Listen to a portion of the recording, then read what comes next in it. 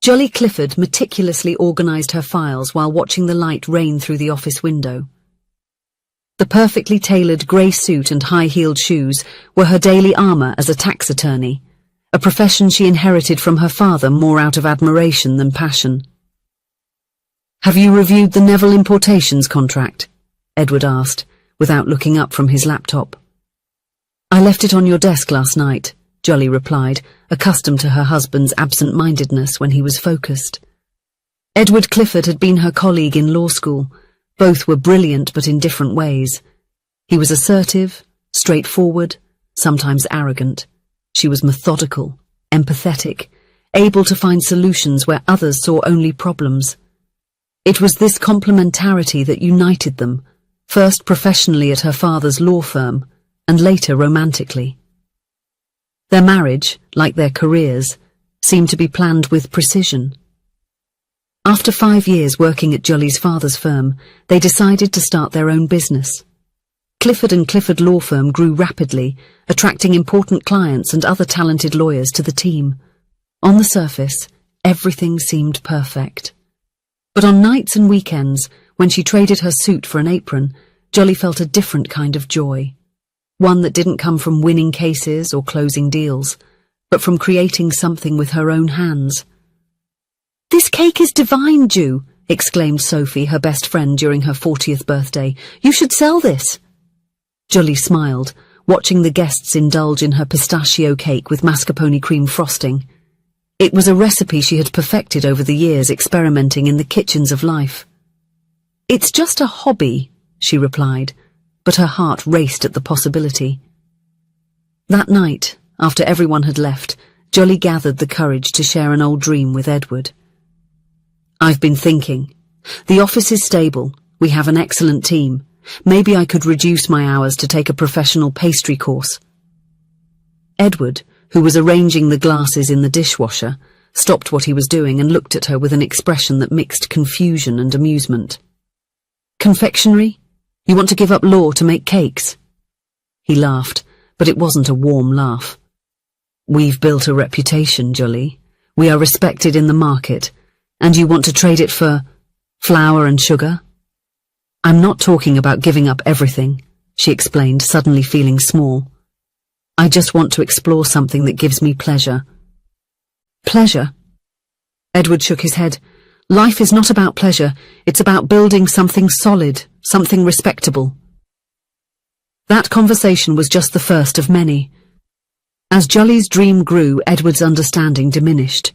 Even so, after months of persistence, she finally enrolled in a renowned pastry course. The world of professional pastry was demanding, very different from making cakes at home for friends. There were precise techniques, specific terminologies, sophisticated equipment. But for the first time in years, Jolly felt genuinely enthusiastic about learning something new. Claire, her teacher and the owner of a traditional pastry shop in the city centre, quickly noticed Jolly's talent. "You have fairy hands," Claire said one day, after Jolly presented a perfectly layered entremet. "And more importantly, you have passion. That cannot be taught." When Claire offered Jolly an internship at her bakery, it was as if a universe of possibilities had opened up. She reduced her time at the law firm, delegating more responsibilities to her team, and began to divide her time between the two worlds. The transition was not smooth. The glamour of high heels and executive meetings gave way to flour-stained aprons and early mornings, preparing doughs that needed to rest. The compliments from satisfied clients of her legal services were replaced by the silent smiles of customers savouring her creations. At home, the environment grew increasingly tense. Edward watched with growing irritation as his wife changed. What started as small jabs evolved into direct criticism. "You come home smelling like butter and sugar," he complained one night. "Is this what you want from life? To be a simple baker?" "Pastry chef," Jolly corrected, trying to stay calm. "And yes, it makes me happy." "Happy?" Edward laughed bitterly. "Years building a successful career just to throw it all away and bury yourself in a kitchen? Only a woman would make such a stupid decision." His words hit her like a punch. It wasn't the first time Edward had made sexist comments, but never so directly, so cruelly. Edward, the office remains solid and thriving. I've always been competent in my profession. Now I'm following my dream. It's no use trying to escape, a woman always returns to the kitchen, he mocked. That phrase echoed in Jolly's head for days. It wasn't just the insult that hurt, but the revelation of what Edward really thought about her, about women in general. How had she not noticed this side of him before? In the months that followed, the marriage quickly fell apart. Conversations turned into arguments, and respect gave way to resentment. Edward seemed incapable of accepting his wife's choices, seeing them as some sort of betrayal of what they had built together. "You're wasting your potential, Jolly," he insisted. "All that studying, those years of dedication." "I am using my potential in a different way," she replied. "Why does that bother you so much?" The truth was that Edward felt threatened, not only by the career change itself, but also by the independence and confidence that Julie demonstrated at every step. He had always been accustomed to calling the shots, planning the couple's future as if it were his own project. When Julie started to carve her own path, one he had not mapped out or approved, it deeply shook his sense of control. The arguments became more frequent and harsher. Edward couldn't deal with the idea that Julie had found satisfaction outside the boundaries he had set for her. He criticized her choices, belittled her achievements, and even when they weren't arguing, the silence between them was heavy, like a constant reminder of the chasm forming. The separation was inevitable. There were tears, bitter accusations, and sincere, yet failed, attempts at reconciliation. In the end, it was clear that this marriage could not continue. Julie needed the freedom to be who she was, and Edward could not, or would not, offer that to her. "I want to buy your share in the office," Edward proposed during the divorce negotiations. "You can waste the money on whatever you intend to do." His condescending tone still hurt, but Julie no longer cared as much. She had other plans. With the money from selling her share in the office, Julie approached Claire with a proposal. "I'm thinking of buying the bakery," she said, nervous but determined. "You mentioned you were considering retiring." Claire smiled, a mixture of surprise and approval on her face. "Are you sure? Running your own business is not easy." "I have management experience," Julie replied, "and what I lack in specific knowledge, I make up for with passion and a willingness to learn." The transaction was completed in a few weeks. Sweet Julie was born from the ashes of a failed marriage and the dreams of a woman determined to rebuild her life on her own terms. The first few months were challenging. Julie had to learn about suppliers, inventory management, employee schedules, all while still perfecting her skills as a pastry chef. There were nights when she returned to her new apartment exhausted, with sore feet and back, questioning her decision. But then slowly things started to change. Her pistachio cake, now called Green Dream, became a hit with the customers. A local influencer posted about it, and suddenly there were lines at the bakery's door. Julie hired more staff, expanded the menu and renovated the display and the salon. Her experience as a tax attorney proved surprisingly useful for the business's financial management. She understood contracts, taxes, regulations, knowledge that many other small business owners did not have.